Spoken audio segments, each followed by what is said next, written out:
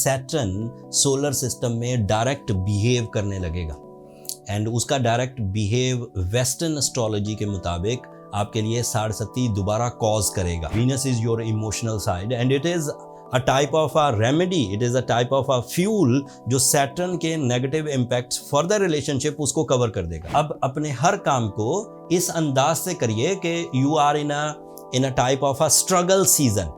Disaster season मत समझिए इसे, ये कोई तबाही नहीं ले आएगा, बट स्ट्रगल सीजन है।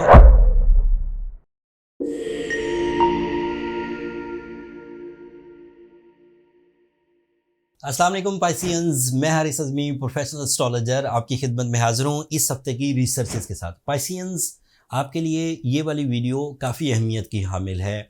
ऐसे पाइसियंस के लिए ज़्यादा अहमियत है जो साढ़सती के जद में आए हुए थे। पिछले 5 महीने आपको रिलीफ मिला। सैटर्न जो साढ़सती की वजह बनता है वो रेट्रोग्रेड था। जब वो रेट्रोग्रेड होता है तो साढ़सती ऑलमोस्ट टूट जाती है एंड ट्रबल्स रिपेयर होने लगती है। बट अनफॉर्चुनेटली इस हफ्ते मेरे पास ये इन्फॉर्मेशन है कि 15 नवंबर को सैटर्न सोलर सिस्टम में डायरेक्ट बिहेव करने लगेगा एंड उसका डायरेक्ट बिहेव वेस्टर्न एस्ट्रोलॉजी के मुताबिक आपके लिए साढ़सती दोबारा कॉज करेगा, दोबारा पैदा करना शुरू कर देगा। जो लोग साढ़सती को पहले से समझते हैं उन्हें अंदाज़ा है कि उन्हें क्या क्या कॉम्प्लिकेशंस आई थी आज से 5 महीने पहले, मई से पहले। फिर मई के बाद कुछ चीज़ें कम हो गई होंगी, अब वो दोबारा पैदा हो सकती हैं।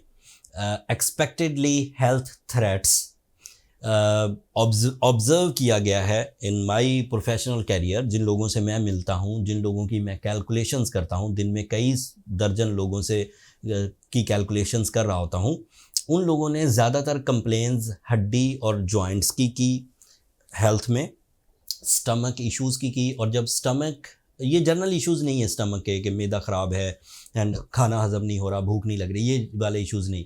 डिजीज़िव टाइप के जैसे अल्सर हो जाना, जैसे गट जो है उसकी हेल्थ डिक्रीज़ हो जाना एंड उसकी वजह से साइकोलॉजिकल सेंसिटिविटीज़ पैदा होना, नॉन डिसाइसिव बिहेवियर पैदा होना, लेथार्जिक कंडीशंस, डेली ही अपनी सेहत से लड़ कर अपने काम पूरे करना, these are the possibility. And इसका तीसरा थ्रेट अमूमी तौर पर देखा गया, ऑब्ज़र्व किया गया, कंप्लेंट्स रीड की गई कि इसका फिर इम्पैक्ट रिलेशनशिप्स पर भी आता है। बंदा ज़रा ड्राई हो जाता है, ज़रा आइसोलेटेड हो जाता है एंड रिलेशनशिप कंप्लेंट्स बढ़ जाती हैं। अपने कंपेनियन की जो बिहेवियर्स हैं वो ज़्यादा तुर्श लगने लगते हैं, ज़्यादा इरिटेटिंग लगने लगते हैं। सो 15 तारीख से सैटर्न डायरेक्ट होकर साढ़सती वाले सीज़न को दोबारा क्रिएट करेगा।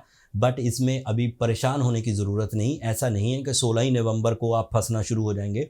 आपने पिछले 5 महीनों में जो इज़्ज़त बनाई है, जो सेहत बनाई है, जो रिलेशंस बनाए हैं, वो जो उसका मोमेंटम आपने क्रिएट किया है, अभी वो चलेगा, लेकिन रफ्ता रफ्ता कम होता जाएगा। ये 7 महीने का इवेंट है। अब 12 मई तक ये डायरेक्ट रहेगा, फिर 12 मई से 5 महीने फिर आपको अच्छे मिल जाएंगे नेक्स्ट ईयर। लेकिन अभी 7 महीनों को नज़र में रखिएगा। एंड इसको तोड़ना कैसे है, इसकी रेमेडी मैं वीडियो के एंड पर दे दूंगा। आप इसे बहुत ईजीली कमाल इफेक्ट से आप इसे कवर कर जाएंगे। बहुत इफेक्टिव रेमेडी है, मैं लास्ट पे बता दूंगा।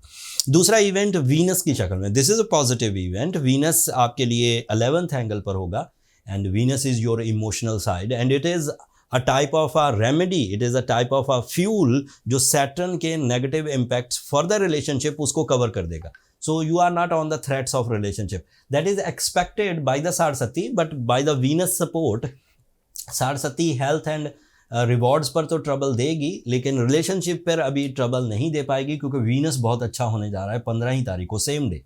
Venus is your feelings, Venus is your romance, Venus is your life partnership, Venus is your humour, हंसी मजाक एंड उस तरह के जो प्लेजर्स होते हैं।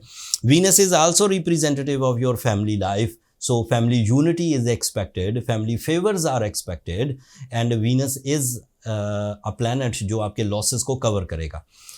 जैसे कोई इंसल्ट थी तो उसे कवर कर सकते हैं, कोई कानूनी पेचीदगी थी तो उसे कवर कर सकते हैं, किसी ग्रुप से या किसी इंडिविजुअल से बात करके कोई मामला हल करना था और वो मामला उलझा हुआ था, तो this is right time after 15 नवंबर आप वो मीटिंग रख सकते हैं और वो मामला कर सकते हैं। कोई डॉक्यूमेंट साइन करना था, कोई इन्वेस्टमेंट करनी थी, तो Venus is so positive. And तीसरा इवेंट है 16 नवंबर को पूरा चांद होगा।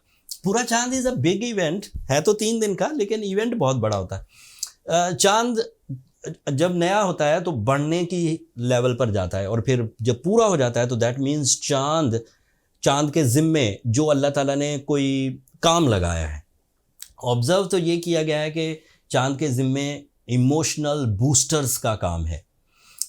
It is on research based. जब हमें किसी साइंस की समझ आ जाती है अपनी नॉलेज बेस्ड चीज़ों से या एक्सपीरियंस बेस्ड चीज़ों से, तो हम उसे विल ऑफ गॉड भी कह सकते हैं। जैसे हमें नबातात की समझ आ गई वो कैसे ग्रो करते हैं, जैसे हमें जर्म्स की समझ आ गई कि वो कैसे हमें ट्रबल देते हैं, जैसे हमें ह्यूमन नेचर्स की समझ आ गई, इसी तरह हमें सोलर सिस्टम की भी समझ आ गई कि जब पूरा चांद होता है तो जज्बात बढ़ते हैं।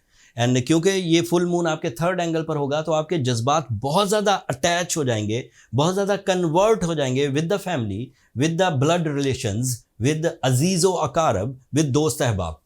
सो ये जो 16, 17 और 18 तारीखें हैं, इसमें फुल मून ऐसी मून लाइट दुनिया में रिफ्लेक्ट करेगा चांद से लेकर, जो वो पीक अपना दे सकता है वो देगा। एंड उससे हमें ये एडवांटेजेस मिलेंगे कि हमारे जज्बात बढ़ेंगे एंड उन जज्बात का तीसरे एंगल से ताल्लुक़ बनेगा, एंड तीसरा एंगल फैमिली, अजीज़ वक़ारब एंड रिलेटिव से है। एंड चौथा जो आखिरी चीज़ ये है कि आपके लिए मार्स आपके 6th एंगल पर है। That is positive for your financial side, that is positive for your courage, that is positive for your traveling, that is positive for your higher education। आपके लिए सूरज इस वक्त 9th एंगल पर है, ये उसका आखिरी हफ्ता है 9th एंगल पर। अगले हफ्ते सूरज 10th एंगल पर चला जाएगा, तो इसकी वजह से भी वो बहुत सारे रिवॉर्ड्स जो सैटर्न 67 की वजह से कम होने थे वो अगले हफ्ते से फिर पीक पर चले जाएंगे, तो 30 दिन का रिलीफ तो वहाँ से आपको मिल जाएगा। तो अगर 67 7 महीने आपको ट्रबल दे सकती थी, अब वो 6 महीने रह गई क्योंकि सूरज अच्छी पोजीशन पर आ जाएगा अगले हफ्ते। आकर करेगा क्या वो तफसील तो अगले ही हफ्ते बयान करूंगा, बट इस वक्त तक वो 9th एंगल पर हैं। अपने प्लान्स पर गौर करिए, यही प्लान्स अगले हफ्ते एग्जीक्यूट होने।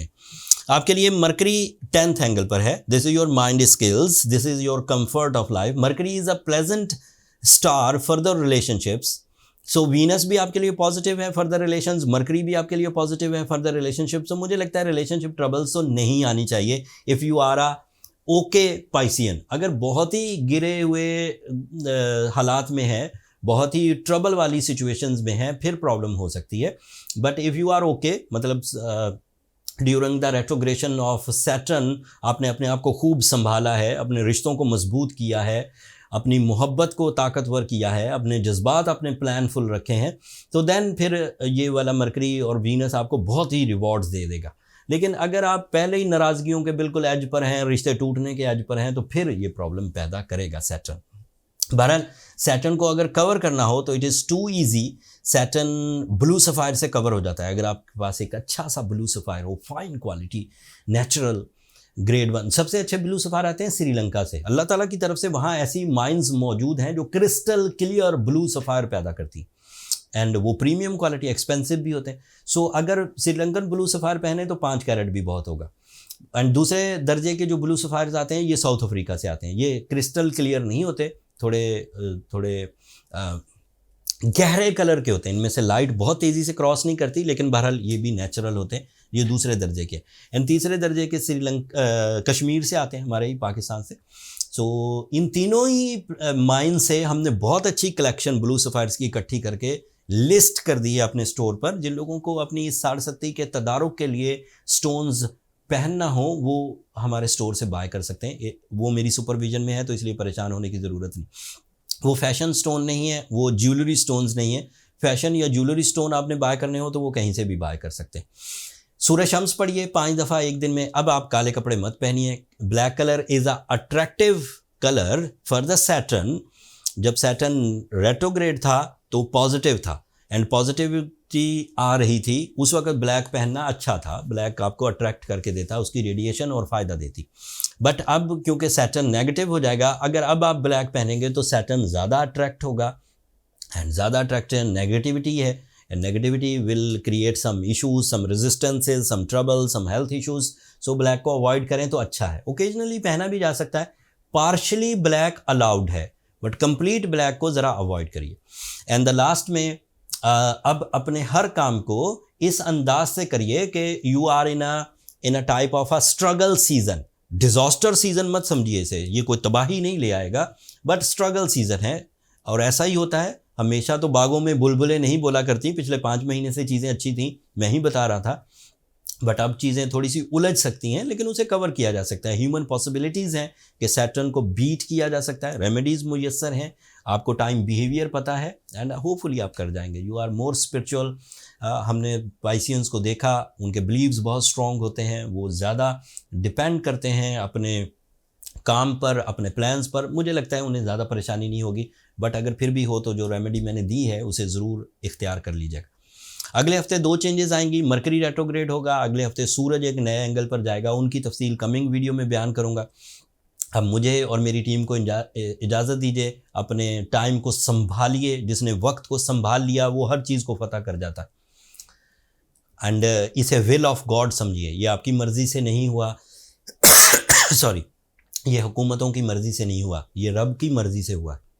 इन ऑर्बिट्स को रब ने बनाया, इन स्टार्स के बिहेवियर को रब ने बनाया, इनकी पोजीशंस को रब ने बनाया, हमने सिर्फ ऑब्जर्व किया और आप तक पहुंचा दिया। So you have to careful, that's all. मुझे अपनी दुआओं में याद रखिएगा, चैनल को सब्सक्राइब करना मत भूलिएगा। पाइसियंस, आपकी सब्सक्रिप्शन वो वाहद सपोर्ट है जिससे हमारी हौसला अफजाई होती है, तो आपकी सब्सक्रिप्शन का इंतज़ार रहेगा। अगले हफ्ते तक के लिए इजाज़त दीजिए, अल्लाह ने के बाद।